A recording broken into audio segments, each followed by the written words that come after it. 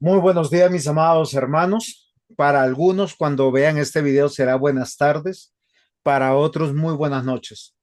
Para todos nuestros estudiantes, queremos darles la bienvenida y queremos eh, desearles que este curso con el cual hoy terminamos sobre el tema de credos y confesiones históricos de nuestra iglesia hayan sido de provecho para cada uno de ustedes. Nuestro desafío no solamente ha sido que ustedes se acerquen a la historicidad de los credos, de las confesiones, sino que veamos también el diseño de Dios, el carácter de Dios y lo que Dios ha llamado a la iglesia. En esta cuarta clase vamos a hablar del tema de la misionalidad, de la importancia de estos credos, de estas confesiones para nuestras iglesias. Y nosotros tenemos que tratar de aplicarlo a el contexto de cada uno de nuestros llamados, de nuestras vocaciones para servir al Señor, pero también que nuestras iglesias estén protegidas y cubiertas sobre la historicidad de estas mismas, porque ellas hablan claramente sobre los ataques que ha tenido la iglesia, no solamente desde la perspectiva dogmática, sino cómo han sucedido cada una de estas confesiones y por qué se estructuraron. Como les dijimos en algunos momentos, algunas de ellas han sido escritas por un solo hombre, otros por un puñado de hombres muy poquitos y muy pocas de ellas por todo un conjunto de hombres de Dios para poder aceptar qué es lo que la iglesia creía y lo que estaba luchando en el momento. Damos la bienvenida a el pastor Ismael, compañero y coequipero en esta tarea que nosotros tenemos de capacitar a los siervos para el ministerio. Y Pastor Ismael, le quiero dar la bienvenida pidiéndole que pongamos nuestras vidas en oración. Ok, oremos. Señor, gracias te damos por este día que nos regalas, un día más de vida, una oportunidad más para seguir conociéndote, para seguir disfrutando de tu gracia, de tu bondad, de tu infinita misericordia y providencia. Y gracias por estar con nosotros, por animarnos, por sostenernos, por confortarnos, por darnos vida, por darnos todo lo que necesitamos para poder vivir y comprender la fe. Gracias por este tema que hemos desarrollado este mes, porque es un tema práctico y es un tema que busca preservar la unidad y que busca también que la iglesia tenga comprensión y herramientas adecuadas para desarrollar su misión. Que cada uno no vaya por su lado, sino que estemos unidos, que nos unamos en la doctrina, en los propósitos, en los deberes y en los encargos, y que tengamos orden, sabiduría y dirección para hacer las cosas. Por eso te agradecemos. Probablemente para muchos este tema es un tema que no importa, pero importa mucho conocer tu palabra, definir las guías y sustento y fundamento de la fe y comprometernos todos a ponerlo en práctica para que podamos estar unidos a ti y honrarte y cumplirle el encargo que nos has dado. Gracias por nuestro seminario y gracias por nuestros estudiantes y gracias por este tiempo que nos regalas para compartir estos pensamientos relacionados sobre las confesiones. En el nombre del Señor Jesús. Amén. Amén. Muy bien, pastor. Entonces, como usted lo estaba indicando, vamos a proceder en este momento a seguir con, a terminar nuestro estudio sobre las confesiones de fe. Y hoy nos corresponde un tema que no es menos importante, pastor. A veces uno le da como valor a un tema y a otro no. Imagínese que nosotros comenzamos hablando de las confesiones diciendo que es importante la fe y conocer y proclamar y defender la verdad. Eso fue lo primero, la credulidad. ¿Qué creemos? Luego pasamos a decir que lo que creemos sobre la verdad debemos confesarlo, porque si no lo confesamos y no lo guardamos, pues no es útil, no se difunde, porque no se confiesa. Pero que la verdadera confesión, más que ser una un recital de conceptos, debe ser práctica. Es decir, debemos profesar lo que creemos, llevarlo a la práctica, ponerlo en acción y que transforme nuestra vida para que sea coherente el mensaje, discurso y vida. Y luego hoy vamos a hablar que eso lo hacemos en razón de que la iglesia y el creyente tienen una misión, un encargo, unos deberes, unas obligaciones morales, civiles, unas obligaciones integrales en la vida y en la iglesia que no se pueden prescindir de ellas. Al final del día vamos a ser juzgados sobre el cumplimiento, la adherencia y la fidelidad en cuanto a los encargos que el Señor nos dio. Por eso hoy hablamos de misionalidad. Casi siempre cuando partimos de la misionalidad tenemos que recordar el encargo de nuestro Señor Jesucristo cuando dijo, vayan y hagan discípulos a todas las naciones. Ordena que marquemos a los discípulos y luego les enseñemos por el resto de sus vidas todas las cosas que él mismo nos enseñó. Y creo que han sido en estas clases que en algún momento tomamos Deuteronomio 6 también, cuando arranca en su versículo 1 y dice, estos pues son los mandamientos, estatutos y decretos que Jehová vuestro Dios mandó que os enseñase, para que los pongáis por obra en la tierra a la cual pasáis vosotros para tomarla. Y nos habla y nos indica de guardar, de obedecer, de sujetarnos. Lo que nosotros hemos tratado de comprender y entender que naturalmente la iglesia siempre ha profesado confesiones de fe claras, diciendo que han creído en la construcción del canon hebreo. Nosotros hemos encontrado muchos libros que llamamos apócrifos, de los cuales, para los cuales los judíos, ellos tenían claros cuáles eran palabra de Dios y cuáles no eran palabra de Dios. Para ellos nunca les sorprendió de otros libros. ¿Por qué razón? Porque los libros que aparecieron fueron muy posterior a lo que nosotros conocemos como la Torá y posteriormente cuando se construye la Tanakh con los libros proféticos, los libros poéticos, los históricos y la misma Torá. ¿Por qué yo quiero que nosotros meditemos esto? Porque ni ha cambiado Dios, ni ha cambiado el encargo y no ha cambiado tampoco la intención de la iglesia. O sea, nuestra fe debe ser una fe ortodoxa y la ortodoxia es que lo mismo que creyeron nuestros padres, y cuando digo nuestros padres estoy hablando de las generaciones pasadas hasta nuestros días, de lo mismo que ha creído hoy nuestra iglesia. Y hoy, no sé si por ignorancia o por qué otra razón, muchas iglesias se han apartado, como hemos dicho en varias clases, de las confesiones, al punto de sentirse que si soy aconfesional, pues estoy como en lo que es correcto, cuando eso ya es una confesión. Cuando, y qué me cura a mí o qué me cuida a mí de que yo no me vaya a equivocar o aplicar. Y eso es algo que podremos poner hoy en la mesa, haciéndole pensar a nuestros estudiantes. Si tu iglesia es aconfesional, ¿qué cuida a tu iglesia, a tu pastor o a tus pastores y a los que vienen después de no caer en el error, de no desviarse, de no caer en el humanismo, en esa ola que hoy tenemos como posmodernismo que hemos advertido en otras clases? Y eso sería muy interesante porque cuando la iglesia se aparta de su confesionalidad y de su misionalidad, que sería instruir, enseñar, capacitar, adiestrar en la palabra de Dios, pues surgen las nuevas y viejas herejías y la preocupación por temas que no son convenientes para la iglesia.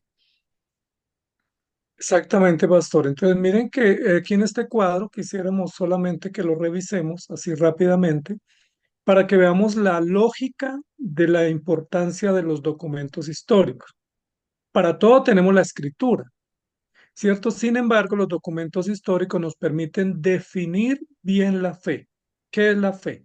¿Qué es lo que creemos? nos permite que esa fe crédula nos lleve a formular o a establecer o definir doctrinas centrales. Siete en punto. Esas doctrinas centrales nos mueven a la adoración o la devoción y nos deben llevar al compromiso. Es una ilusión, mi querido pastor, decir que alguien es aconfesional. Es como el que dice que es amoral o que es No asexual existe. o que, o sea, no existe, no existe. Porque el solo hecho de que él crea que es aconfesional, pues ya está creyendo algo. Y si cree algo, pues no es lo que él está promoviendo. Aquí estamos trabajando también los cuatro tipos de documentos históricos que son credos, concilios, confesiones y catecismos. Intencionalmente los hemos agrupado acá y ya hemos desarrollado los tres primeros y hoy vamos a avanzar en la lección número 4 y tenemos como base bíblica un texto que es muy clásico en los evangelios. Cuando Jesús confronta a la multitud se retira porque no resiste la palabra y luego Jesús les pregunta a sus discípulos que si se quieren ir y Pedro le dice, Señor, ¿a quién iremos? Sí, respondiendo la pregunta con otra pregunta. ¿A quién iremos si solo tú tienes palabras de vida eterna? Y esa pregunta nos sirve como guía para poder comprender hoy el tema del servicio en la obra de Dios. O sea, la iglesia necesita ser llamada al compromiso y el compromiso es solo a través de las palabras de vida eterna que hemos creído y conocemos a través de Jesucristo, el Hijo de Dios viviente. No hay otra manera. No es filosofía, no son teorías humanas, no son ciencias sociales. Si vamos, vamos a la palabra para aprender de Cristo y para edificarnos en Cristo y para crecer en Él. Y eso es supremamente esencial y ahí están formulados los catecismos y con suficiente sustento y referencias bíblicas. ¿A quién iremos? Hay algo que yo recuerdo del pueblo histórico de Dios, que fue un pueblo capacitado, guiado e iluminado también por el Espíritu Santo. Creo que algo que tratamos en clases pasadas es que los credos y las confesiones era para llamar a la unidad al pueblo de Dios. Y no es una unidad de carácter o motivacional, sino una unidad dogmática, una unidad donde nosotros podemos entender que tanto los fundamentos del Antiguo y del Nuevo Testamento, unidos por esa piedra angular que es Cristo, tienen que ser manifiestos. Un problema del pueblo de Dios fue que ellos organizaron sus confesiones, por llamarlo de alguna manera, o sus libros de instrucción para instruir, pero nunca vieron a Cristo. Un tema, se quedaron con el religiosismo eh, puro, craso, y se terminaron apartando de la verdad de Dios, lo que pasa mucho hoy en día en muchas iglesias, porque no, o sea, el mensaje de Dios sin Cristo en el Antiguo y en el Nuevo Testamento hace que nosotros nos desviemos. La pregunta que usted nos tiene acá en mente, ¿a quién iremos? Es la pregunta que tienen también los discípulos y la pregunta que nos tenemos que hacer, porque nosotros podemos estar cuidando dogmáticamente, pero bajo principios netamente religiosos y no pensando en Cristo, entendiendo que cada una de las iglesias que existen tienen una sola motivación y es la gloria de nuestro Señor, la verdad de nuestro Señor y el reino de nuestro Señor. Y algo que sería interesante en ese sentido es absoluto. Dios no permitió en el Antiguo Testamento que el pueblo de Dios determine la cultura, determine la moralidad, determine la liturgia. Hoy en día tampoco nosotros podemos decir lo mismo. Entonces, nosotros no podemos buscar ni encontrar una persona, camino ni opción mejor que la que el Señor reveló y a la cual nos acercó por su sublime e inmerecida gracia redentiva. Y de eso se trata el encargo que hoy nosotros tenemos que recordar. Y, o sea, no estamos en búsqueda de nuevas verdades o nuevos paradigmas, como se llama hoy en día. ¿O usted qué opina, pastor? Pues indudablemente la sociedad sí está, pero nosotros como iglesia no, porque la iglesia hace honor al Dios inmutable y perfecto y hace honor a la palabra revelada que es perfecta y vigente y hace honor al propósito histórico que no cambia. Entonces, no podemos pretender buscar o innovar porque pues estamos fuera de orden. La pregunta no dice a qué iremos, sino a quién iremos. Y eso es muy importante porque nos pone, como estábamos meditando, en en el concepto de que vamos a una persona. ¿A quién? ¿Quién se refiere a un pronombre personal? Es decir, vamos a una persona y esa persona, o sea, ¿cuál es la persona?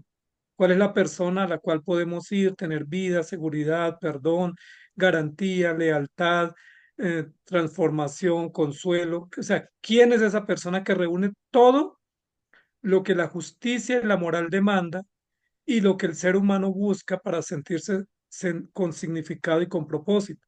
Pues indudablemente solo hay uno y ese único se llama Jesucristo, revelado desde Génesis y que cierra la historia en el Apocalipsis consumando la redención con su venida y el juicio y la bienvenida a las bodas del Cordero. Entonces, esa es importante, pastor, con relación a la misionalidad. Es decir, lo que queremos enfatizar hoy es que la misión de la iglesia es presentar a Cristo a la iglesia y llevar a la iglesia a Cristo. O sea, no sé si es claro lo que yo estoy diciendo. Es decir, no tenemos más misión, no es comprar terrenos, no es hablar muchos idiomas, no es publicar muchos libros, no. La misión específica y concreta que la iglesia tiene es que Cristo sea puesto en el corazón de la iglesia o de los creyentes para que conozcan, confíen y dependan de Él y que los creyentes honren a Cristo con sus vidas. Y al honrar a Cristo con sus vidas, pues podrán amar al prójimo, podrán vivir bien y podrán ser útiles en la sociedad. Eso quita del panorama cualquier programa que tenga una iglesia local o un grupo de hermanos, porque saca de la centralidad las motivaciones humanas y pone por centro la voluntad de nuestro Dios. Y lo interesante que para nosotros crecer en fe, tenemos que crecer en el conocimiento correcto de la palabra de Dios. Y es posible que nosotros ahí tenemos que examinar y entender claramente lo que nosotros creemos y conocemos que la palabra de Dios nos ha llevado. Cada una de las confesiones deberían ser examinadas desde este punto de vista y cuán provechosas han sido. Una de ellas particularmente que yo he tratado de hablar con los estudiantes de la Confesión de Fe de Westminster, sus catecismos. ¿Por qué razón? Porque sus verdades pueden ser enseñadas en cualquier época y no han pasado de moda, ni pasarán, ni en su ni en su eclesiología, ni en la vida religiosa, moral, civil, ni tampoco en las doctrinas referente a la salvación, porque son congruentes y coherentes. Exactamente, pastor. No sé si alguien que no esté muy familiarizado con los catecismos los ha leído. Sería muy bueno que los lean, porque a veces uno rechaza de plano, no, catecismos no, Dios libre, solo Biblia. Pero amados hermanos, es que los catecismos tienen preguntas y las preguntas son de la Biblia, de la base de la doctrina nuestra, de lo que nos importa.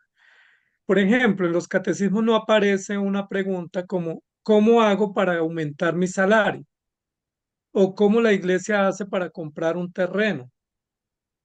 O ¿cómo hacer para no para salir de deudas? Esas preguntas no están en los catecismos.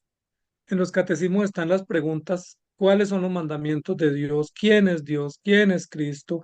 ¿Cómo se ejerce la disciplina? ¿Cómo crecer en fe? ¿Cómo adorar a Dios? Lugar ocupan las escrituras? Es decir, es una lluvia de preguntas con respuestas bíblicas que nos es muy útil, como una especie de glosario o de diccionario, pero no sobre preguntas de lo que la gente quiere hoy en día escuchar. Por ejemplo, si la iglesia debe ser grande o pequeña, si debemos tener parqueadero o no, si debe tener aire acondicionado o no, si debe haber sala para jóvenes o niños o no. Esas preguntas no se ocupa el catecismo, porque el catecismo tiene como propósito presentarnos preguntas bíblicas con respuestas instructivas sobre conocimiento de fe y práctica, y no sobre asuntos materiales o civiles o simplemente circunstanciales. Entonces, por eso es muy importante. Para ser creados y sustentados tenemos misionalidad y mucho más al ser regenerados, lo cual acrecienta el desafío y la capacidad de cumplirla con el auxilio de Jesucristo. Pastor, hay hoy en día una idea que es muy empresarial, no es bíblica, pero es muy empresarial, y es que las empresas tienen lo que se llamó hace un tiempo visión y misión. Entonces, cada iglesia o cada empresa pone en su sala de entrada o en su gerencia un cuadrito donde dice: esta es la visión de la iglesia, de la empresa, y la misión de la empresa. Eso algunas iglesias lo han hecho. Entonces dice: nuestra misión es salvar almas. No, esta no es la misión nuestra, esa es la misión de Dios. No se copie una misión que no es suya, y no se erogue una responsabilidad, un privilegio de una misión soberana que hace Dios a través de su palabra y de su espíritu. Si vamos a cumplir la misión, es la misión de Dios, porque la iglesia no tiene misión propia, tiene una misión delegada, porque somos siervos, mensajeros y enviados. Pero no puede ser que el pastor Juan José en su iglesia tenga una misión y acá yo tenga otra misión, y a ver quién gana o quién saca más resultados. No, toda la iglesia de Jesucristo en cualquier lugar del mundo tiene la misma misión. Por eso los catecismos no son tan útiles, porque plantean y responden a los desafíos instructivos y de capacitación y compromiso generales que tiene la iglesia del Señor Jesucristo.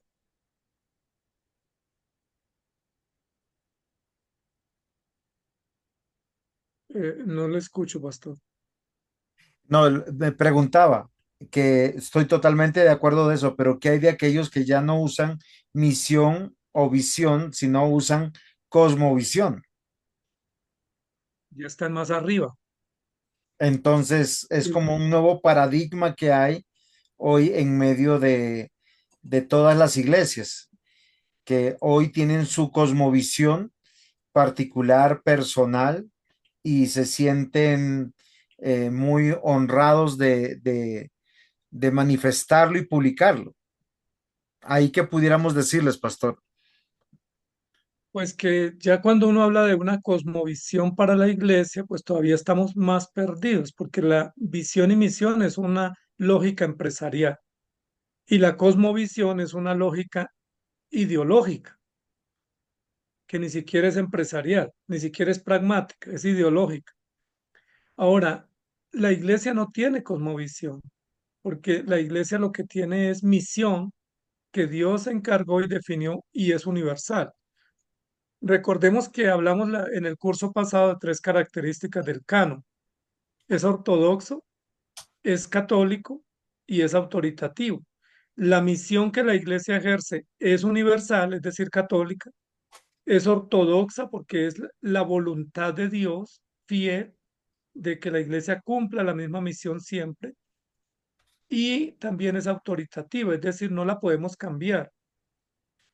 No podemos pretender tener una cosmovisión fuera de la verdad bíblica, porque ya estamos como añadiendo ideas fuera de la Biblia a nuestra práctica. Ahora, miren lo siguiente que está aquí en esta diapositiva. La misionalidad que Dios le encargó a la iglesia tiene como finalidad absoluta la gloria de Dios, pero tiene como finalidad práctica humillarnos, someternos, cuidarnos, santificarnos, protegernos. Es decir, es una misionalidad para llevarnos a la obediencia, para rendirnos a Cristo, no para hacernos más soberbios, más altivos, más indiferentes, más egoístas y más pragmáticos. Porque si ese es el fin, pues no necesitamos la iglesia, pastor. Para una cosmovisión no se necesita la iglesia.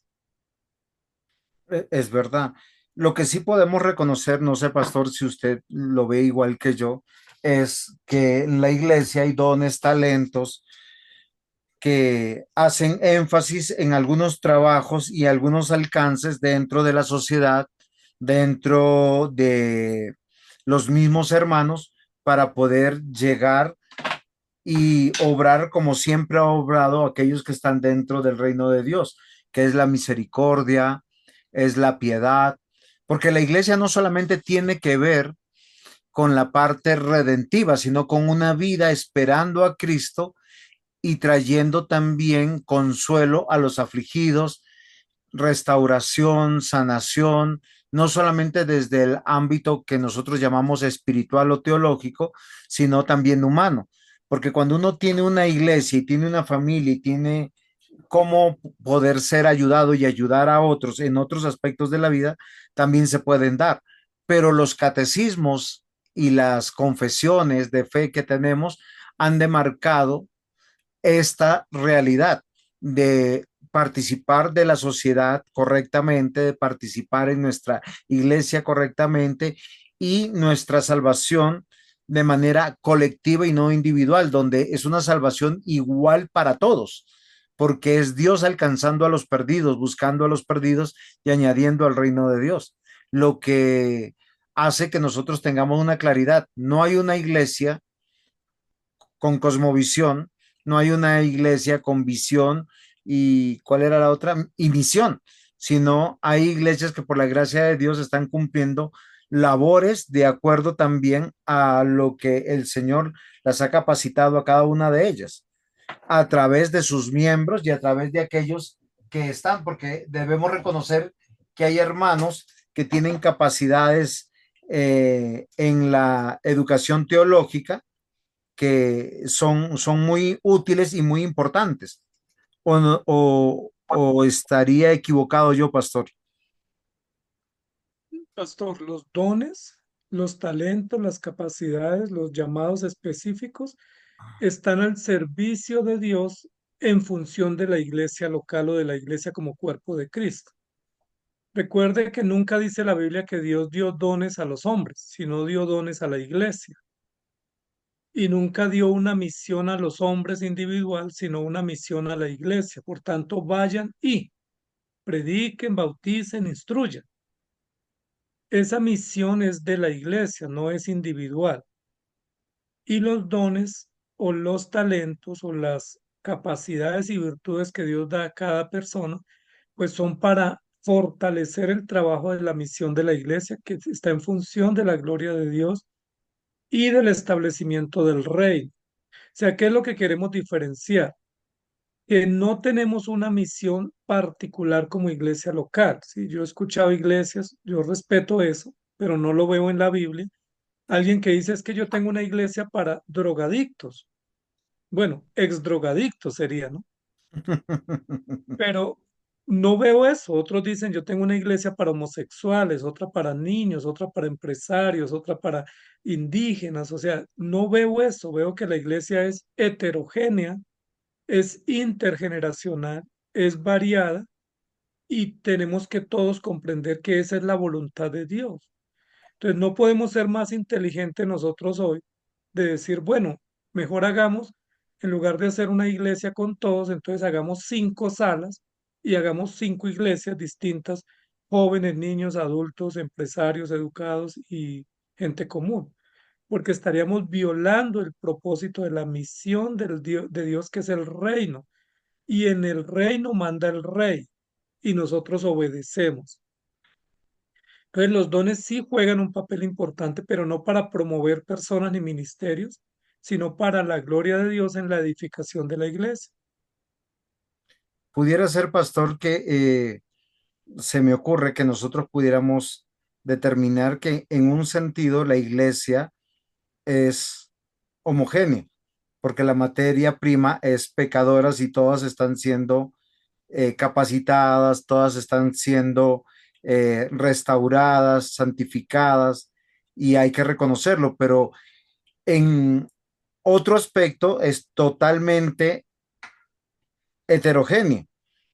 ¿Por qué razón? Porque no son, y no solamente referente a dones y talentos, sino que nosotros en una iglesia saludable o sana tendríamos que ver hombres y mujeres, tendríamos que ver diversas de tipos de edades, diversos tipos de situaciones sociales o económicas, diferentes tipos de realidades y la única respuesta que tienen todos ellos y en la cual es necesario que nosotros estemos entrenados es en lo que el Señor Jesús nos dijo, en Él, conocerle a Él, porque al conocerle a Él conocemos al Padre y Él dijo, yo soy el camino, la verdad y la vida y nadie llega al Padre sino por mí y eso nos trae una solución, algo que los credos y los catecismos han hecho a lo largo de la historia eclesiológica y que han quedado consignados en documentos y han sido aprobados por diversos tipos de iglesias. En el siglo XVI tenemos que reconocer que las iglesias que aprobaron estas confesiones, estos credos, estos catecismos, estuvieron en casi todo el mundo conocido y se adhirieron a ella. Entonces, ¿qué tendría hoy una iglesia de diferente de decir, bueno, yo encontré otra verdad diferente? Sería una contradicción y no sería ni ortodoxo, sino más bien, ¿qué palabra pudiéramos usar, pastor, ahí? Sería una herejía, pastor. No quería decirlo. ¿Por qué Sería razón? una Porque herejía porque es que lo que pasa es que las herejías nacieron de esa manera. Y pues que Dios las quiere. herejías nunca, pastor, es que las herejías nunca salen poniendo rótulo diciendo le traigo una herejía. Las herejías se presentan como una verdad Ok, y se promueven como verdad y pues los ingenuos, incautos y borregos pues van detrás del engaño porque les parece novedoso. De hecho, el Señor dice, si les dicen que allí están haciendo esto, que Jesucristo ya vino, que ahí apareció, no lo crean. Es decir, ¿cuál es el modus? Pues ofrecer algo novedoso, ¿no? El mejor producto, una versión renovada, ahora existe el 2.0, entonces ahora tenemos el Evangelio 2.0 y pues obvio que es una desviación porque la verdad es inmutable. Pastor, mire, la misión de la iglesia, recuerda que nosotros aprendimos en el curso pasado sobre la canonicidad. Entonces, la misión de la iglesia necesariamente tiene que ser ortodoxa. ¿Por qué? Porque Dios es ortodoxo y la palabra es ortodoxa y su pueblo no puede ser sincrético. Entonces, tiene que ser ortodoxa. La misión de la iglesia, por deducción análoga, tiene que ser católica.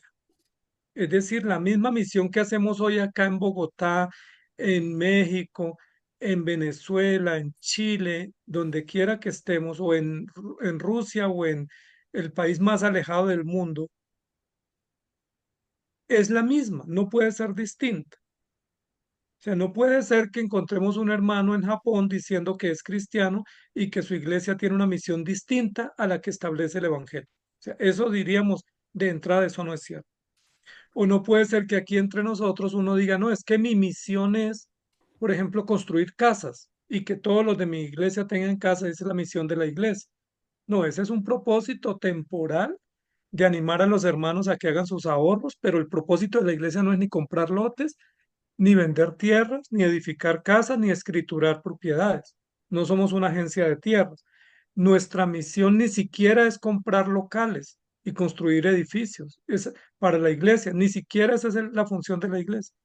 Si se pueden tener propiedades para la adoración, pues está bien, pero si no se tiene, la iglesia sigue existiendo, porque la misión es ortodoxa y es católica, es decir, es la misma, es común y tiene que ser autoritativa, es decir, que esté respaldada por la autoridad de las escrituras. Si yo me inventara que la misión de nuestra iglesia es que todos tengan carro 0 kilómetros, pues obvio que eso no es autoritativo porque la iglesia no, la Biblia no habla de que esa sea una misión loable.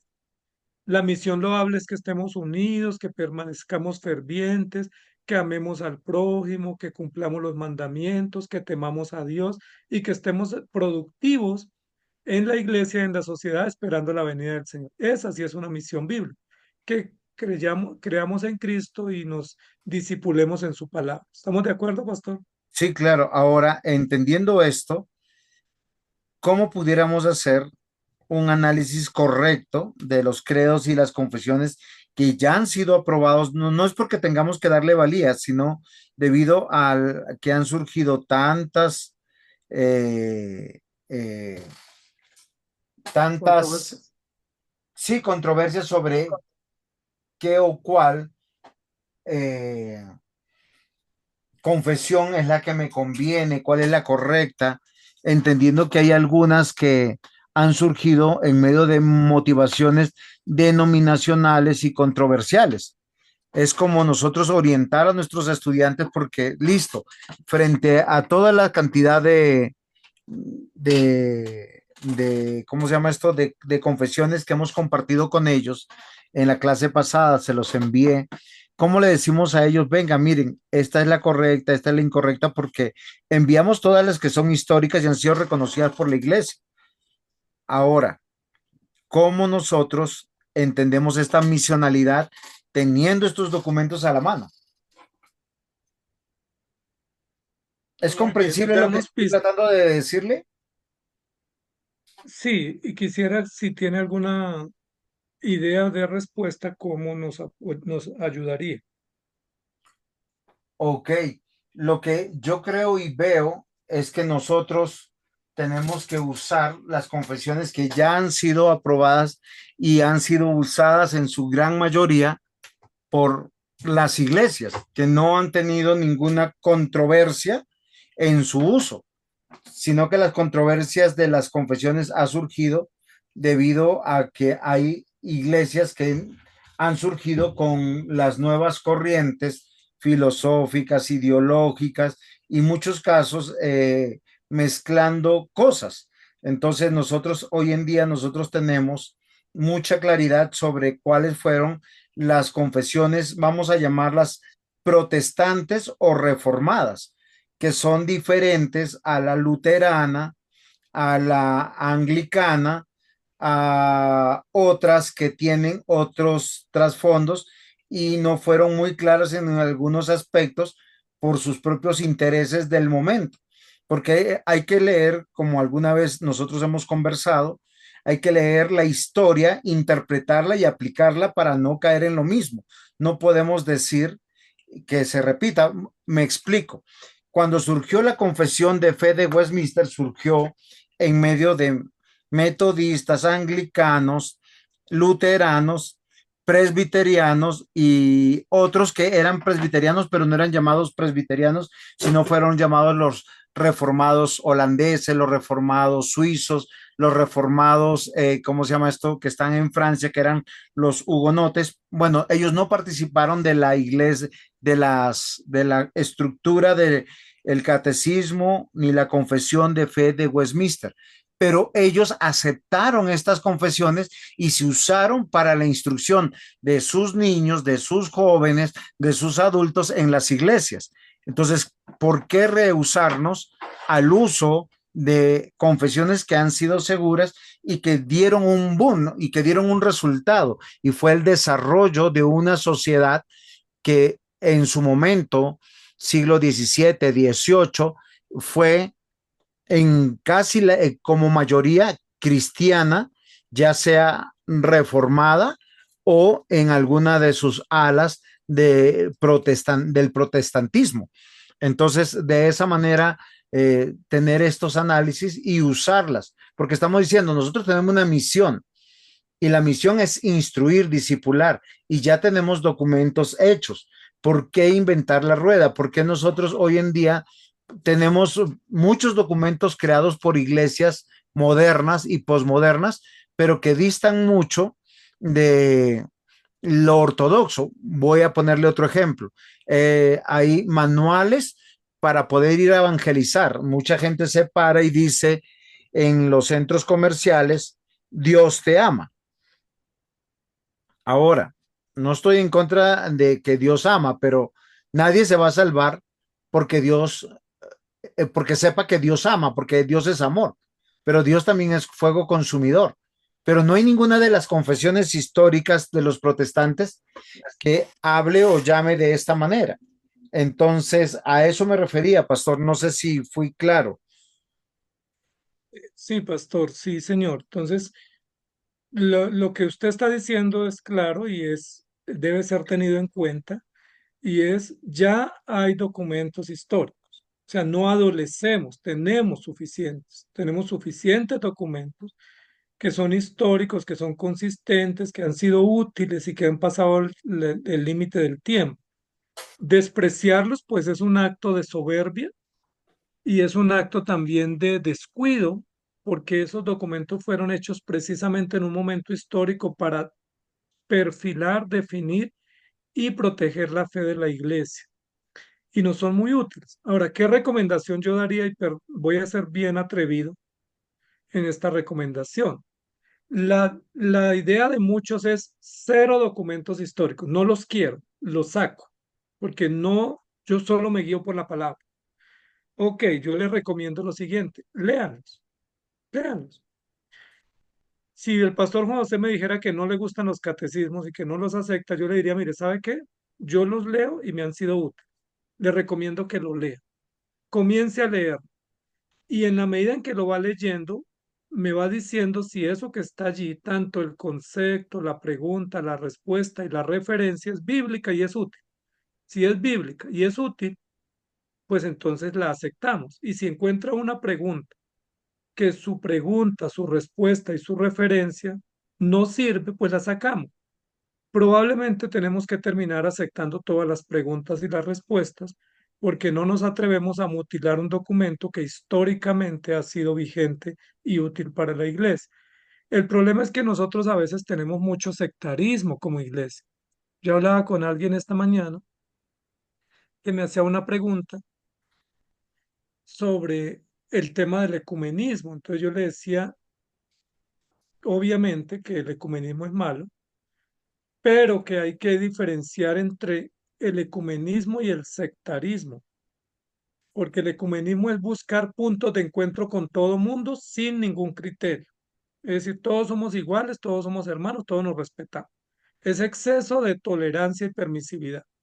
Y el sectarismo es exceso de separatismo, de separación y de indiferencia. Entonces, si tú aplaudes, yo ya no me junto contigo.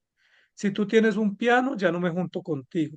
Si tú tienes un letrero donde dice Dios es amor, ya no me junto contigo. Si tú no oras por los niños o no los bautizas, ya no me junto contigo. Entonces terminamos siendo sectas, guetos, que ya no nos juntamos que porque el uno aplaude, que porque el otro usa falda larga, que porque el otro no la usa, que el uno hacen reunión de jóvenes y a mí no me parece, que en la otra cantan canciones gospel y a mí no me parece, que en la otra tienen piano y a mí no me parece. O sea, eso ya no es cristianismo, eso es sectarismo, porque Jesús no dijo eso, Jesús dijo que debemos estar unidos y predicar a Cristo y que debemos promover la verdad. Entonces, esos sectarismos a veces usando documentos nos separan, pero los documentos que estamos mencionando hoy, como los catecismos, no son sectarios. O sea, no hay ninguna clave de sectarismo en esos documentos, simplemente hay preguntas y respuestas. ¿Cuál es el primer mandamiento? ¿Qué es el día del Señor? ¿Cómo somos justificados? ¿Cuál es nuestro consuelo en la vida y en la muerte? ¿Qué pasa cuando morimos? ¿Qué pasa con la regeneración? O sea, son preguntas útiles que no son sectarias. Entonces, a ese tipo de documentos debemos recurrir y no son muy útiles.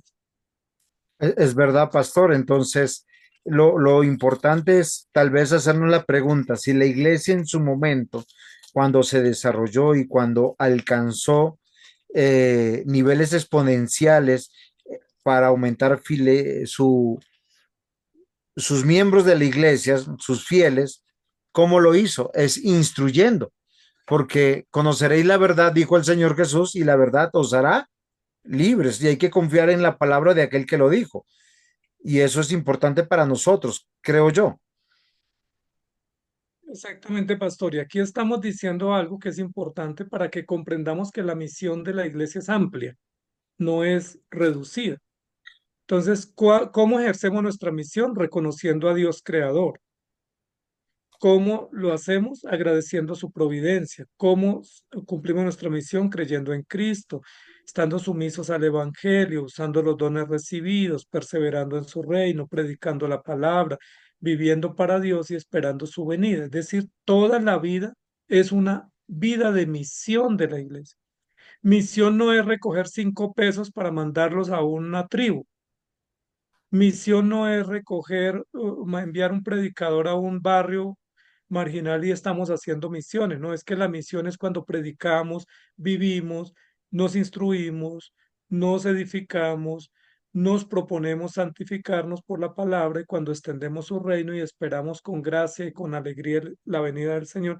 Todo eso es la misión de la iglesia. La misión no es meramente activista o meramente proselitista, como muchos lo creen que eso es misión. Entonces, si nosotros no estamos mandando dinero para el África, no tenemos visión misionera, pero es que estamos reuniéndonos a adorar a Dios, eso es misión. Y educamos hijos para el reino, eso es misión. Y ofrendamos para sostener un predicador, eso es misión. Y estamos instruyendo a los hermanos en la venida del Señor y que sean buenos trabajadores, buenos padres, buenos ciudadanos, y eso es misión, porque eso es reino. ¿Estamos de acuerdo, pastor? Claro que sí. Algo que me llama la atención es que retomemos el modelo de Dios. Dios instruyó a su pueblo a través de la repetición. Que hace un instante estuve tomando Deuteronomio y me quedé en algunos versículos. En el capítulo 6, en sus primeros versículos, varias veces dice, oye, oye, oye, y también que les dice, cuida por poner por obra, pero habla de la ley, habla de los estatutos, de los decretos, habla de las enseñanzas que están ahí y dice, las repetirás a tus hijos, le hablarás de ellas estando en casa, andando por el camino al acostarse y las atarás como una señal, no como un adorno emblemático como hoy se tiende a tener en las librerías, ¿no? Voy por el póster cristiano para que sepan que soy cristiano. Ellos lo tenían con una intención pedagógica, igual que los credos, los catecismos que tenemos en la iglesia. Si nosotros tenemos, no tenemos que inventar la rueda. Por eso yo le decía que muchas de las motivaciones pueden ser sinceras.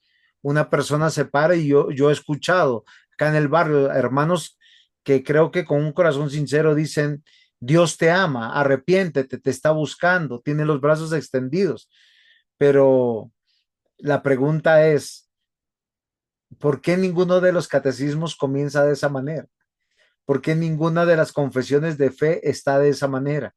¿Por qué ninguno de los libros que usaron los judíos está de esa manera?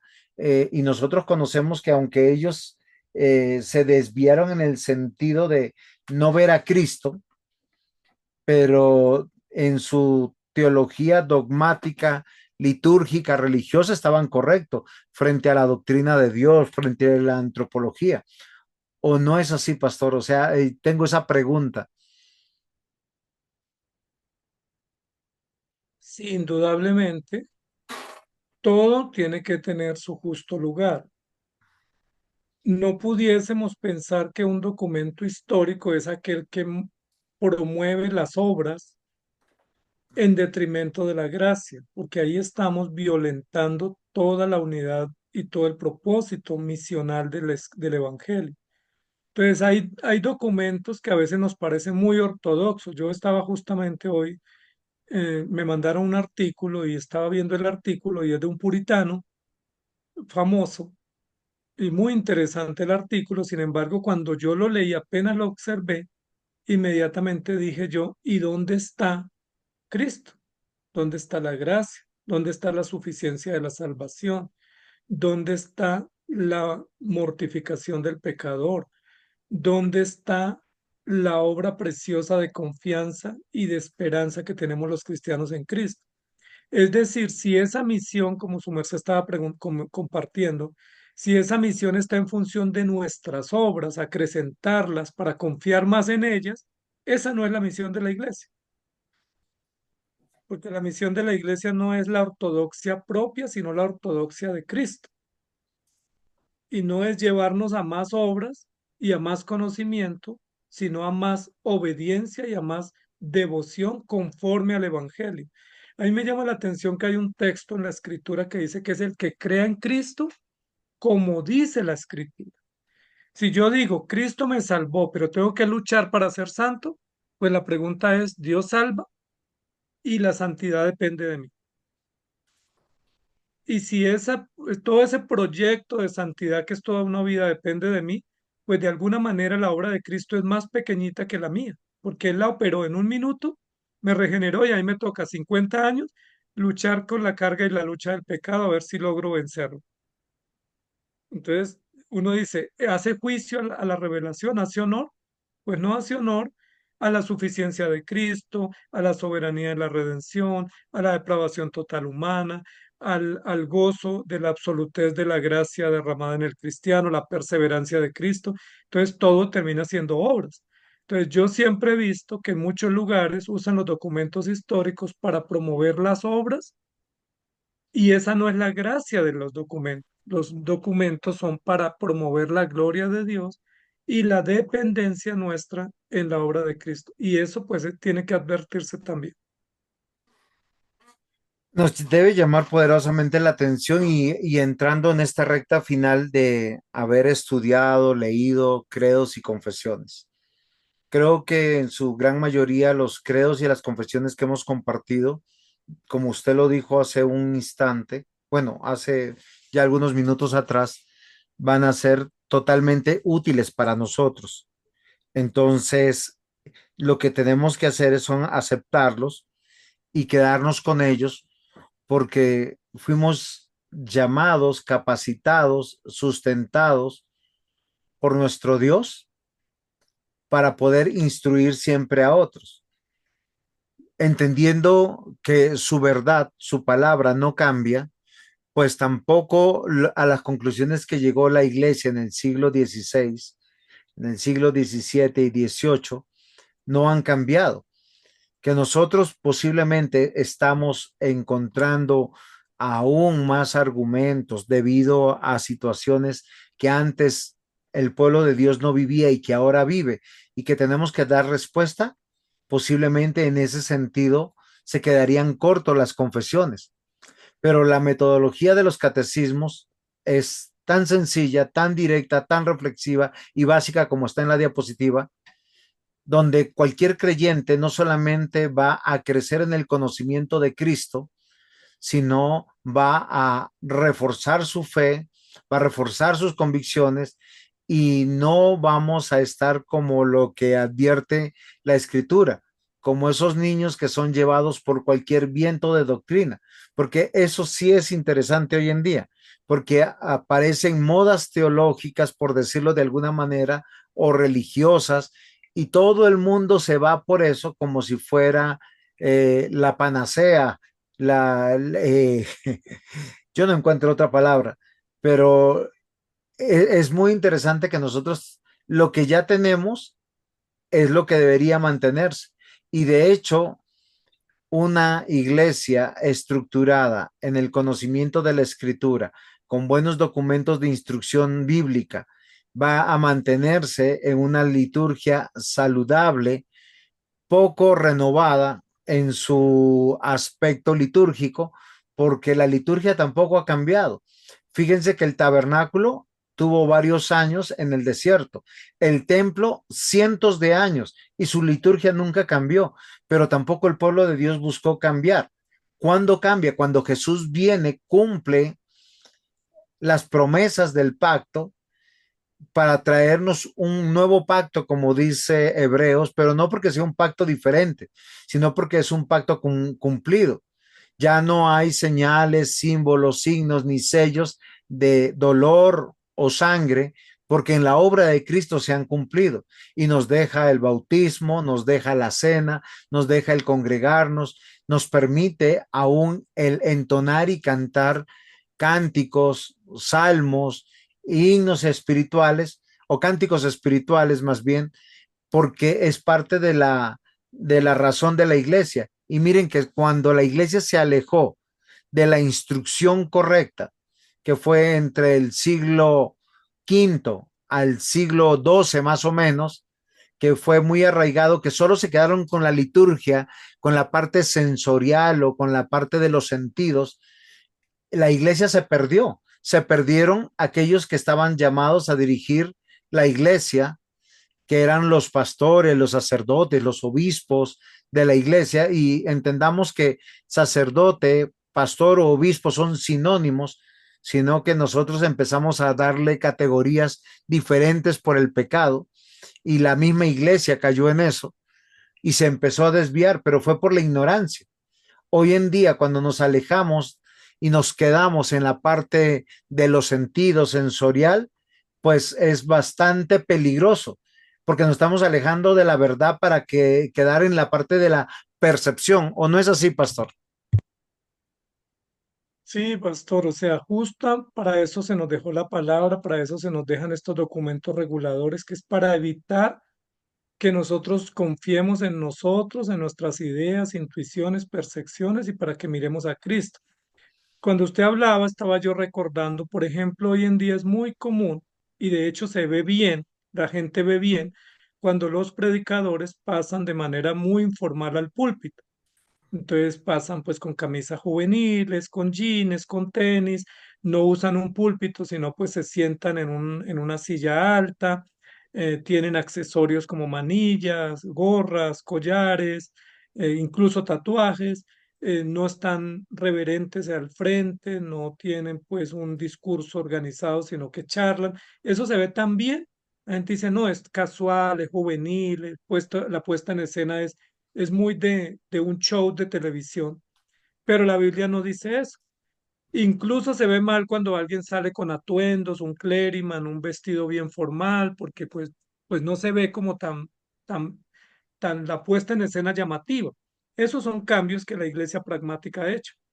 Entonces, en lugar de ir vestidos bien, pues entre más informal o más juvenil o más casual vayamos, como que es más interesante. Y mire, pastor, lo siguiente, no sé si usted recuerda, pero la fórmula como los catecismos se presentan es pregunta-respuesta.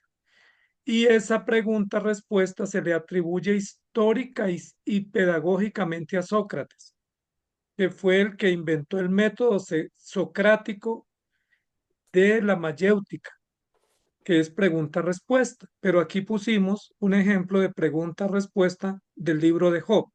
¿Quién escribió primero, Job o Sócrates? Evidentemente que Moisés, pero no, Muy está bien. bien. ¿Quién escribió primero en Génesis 3 que hay pregunta-respuesta? ¿Dónde estás? ¿Qué has hecho? ¿Qué hiciste? ¿Comiste del árbol? Pregunta-respuesta.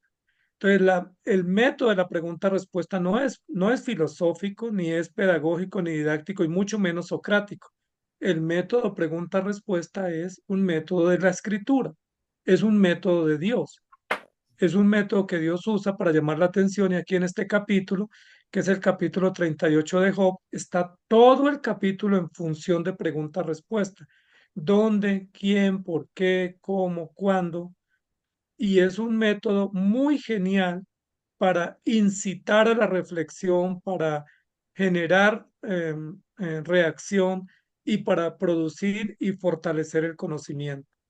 Ese es el método de los catecismos, que me parece genial. Y si alguien duda que no sea un método bíblico, pues léase Job capítulo 38, léase Génesis capítulo 3 y muchos capítulos en la escritura. Es interesante, pastor, porque es lo que hemos estado diciendo durante todos estos cursos que nosotros tenemos desarrollando. El hombre no fue puesto para crear ni innovar en nada, sino para obedecer. Y es algo que hoy en día hemos perdido, pastor, hemos perdido y es triste, es lamentable, porque el método como usted lo ha puesto ya está determinado por Dios y solo tendríamos que obedecer y ya. Es tan sencillo como eso. Exacto. Y no reconocer eso y querer cambios, pues es un desprecio a la verdad. Es un desprecio a Dios, es un desprecio a la palabra y un desprecio a la historia. Cuando yo digo no quiero la historia y voy a hacer mi propia historia, que es lo que dicen cuando los jóvenes dicen me voy a casar y yo voy a ser totalmente diferente a mi papá y a mi mamá, o yo voy a formar una iglesia totalmente diferente a quien me instruyó, o de donde yo salí, pues obvio que eso es rebeldía, prepotencia, desprecio primero a Dios, a su palabra, a sus leyes, porque es que si vamos a fundar una iglesia tiene que ser igual. Si vamos a generar un nuevo ministro, tiene que hacer lo mismo. Si vamos a desarrollar un nuevo trabajo eclesiástico o un nuevo discípulo, tiene que ser igual a como Cristo lo instruyó, no distinto, porque si es distinto, no es discípulo de Cristo. Si es una iglesia basada con otras normas o postulados, pues no es una iglesia para Cristo, será una empresa para cualquier propósito, mas no para la gloria de Dios.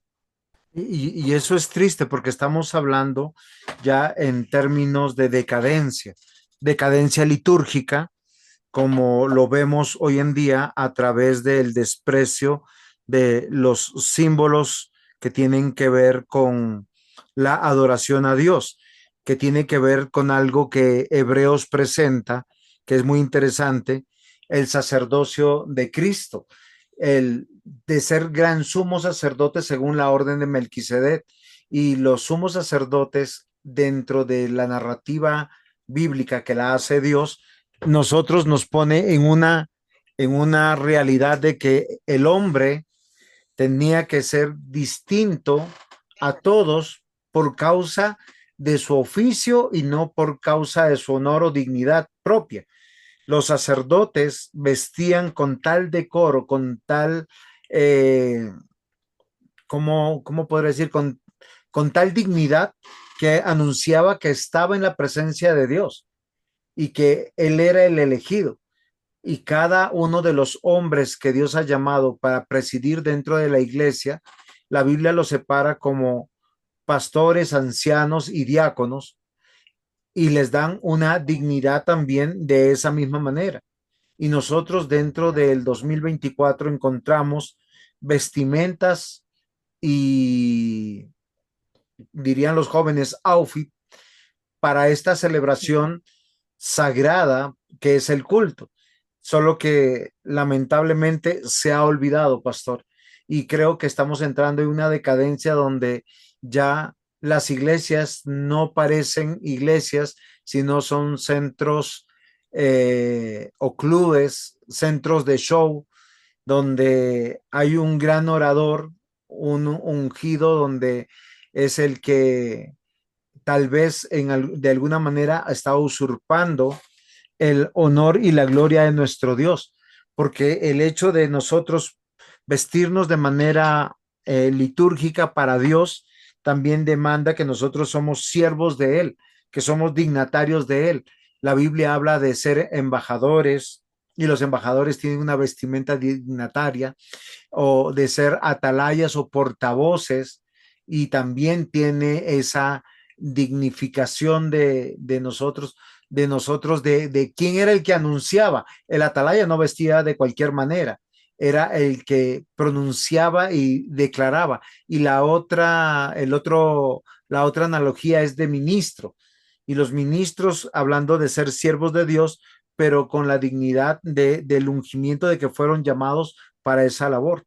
Y entonces, por eso estoy hablando hoy, que la sí, decadencia de la iglesia protestante está en apartarse de esa ortodoxia y esa ortopraxis, no solamente en apartarse de los credos y las confesiones, sino aún de los símbolos, signos, incluyendo la vestimenta. Y confiar en el Señor es entender que Él no cambia y que por años no cambió su liturgia.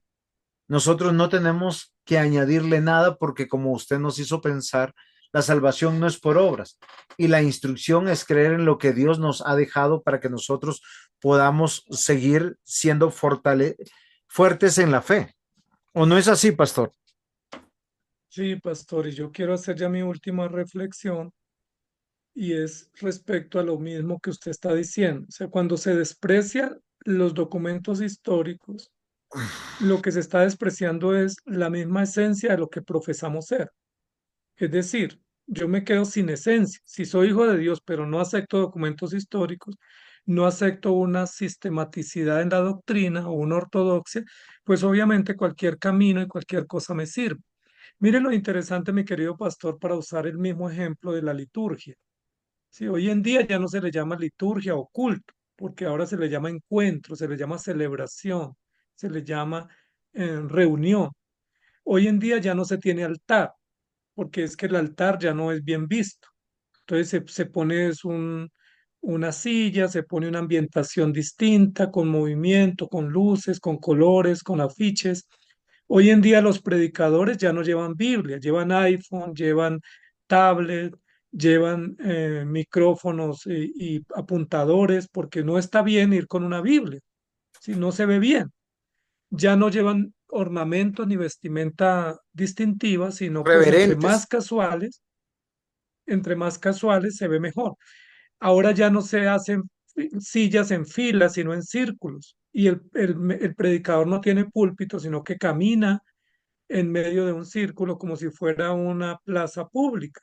Esa, no sé, pastor, si usted recuerda, pero los únicos lugares antiguos de concentración que eran circulares o que eran redondos y que los que Los dialogaban coliseos, o argumentaban estaban en el centro, era el Areópago romano,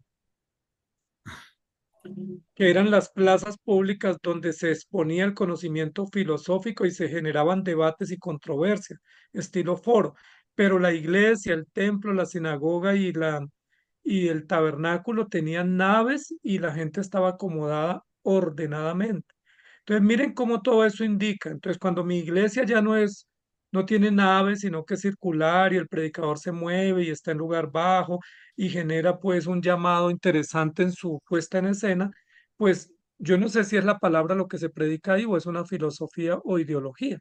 Porque cuando un predicador tiene que ponerse en un púlpito, eso genera un sentido de reverencia y de autoridad y de respeto, porque es que yo no estoy allá para decir lo que a mí me parece. Yo estoy allá como representante de Dios. Estoy supervisado, auditado.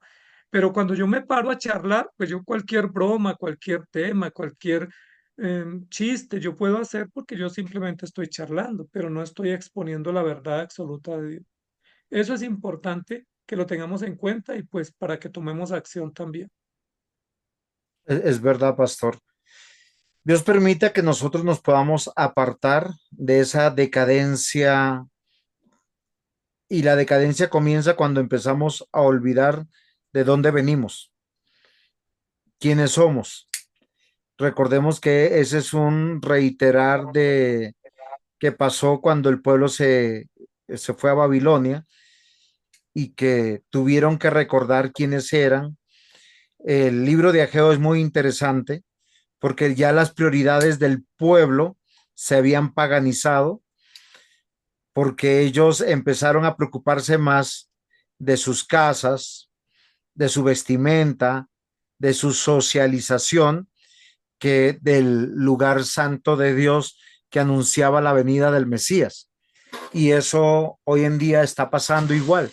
¿Sí? Se ha dejado el interés por las cosas de Dios y se han concentrado o el mundo eclesiástico o los nuevos creyentes están concentrados en sus vidas. Y eso clama al Señor y Dios quiere que nuestros estudiantes a través de estas clases y de las confesiones que ojalá puedan leer, disertar y muchos de ellos empiecen a tomar la decisión de decir, yo me adhiero a estas confesiones porque son bíblicas, son recursos académicos propios para instruir a la iglesia, donde aún nosotros tenemos que, no, nos demanda una, un discernimiento y un conocimiento y un bagaje de la escritura para poder nosotros empezar a realmente a crecer en la fe. La Biblia dice, la fe viene por el oír por la palabra de Dios. Y ojalá este desafío sea un desafío para todos nosotros. Y pues nada, ojalá los estudiantes en sus trabajos de apologética, si los pueden hacer, ellos presenten este desafío que les estamos diciendo para que ver a qué conclusiones llegan o llegan personalmente o individualmente. Pastor, muchas gracias. Gracias por este tiempo. Nos encontramos en nuestro próximo curso y a estudiar las escrituras. Ojalá el Señor nos permita seguir en esa hermosa tarea de estar capacitándonos para servir en el ministerio. Listo, pastor. Un ánimo a los estudiantes. Recordemos que la fe es común. Recordemos que tenemos lo mismo, una fe, un Señor, un bautismo. No, no hay mil señores, no hay mil bautismos, no hay mil opciones. Solo es una. Entonces, ¿por qué no procurar la unidad basadas en la doctrina? Claro que sí, pastor. Un fuerte abrazo, saludos a nuestros estudiantes. Los esperamos en el siguiente segmento que son las preguntas y los debates.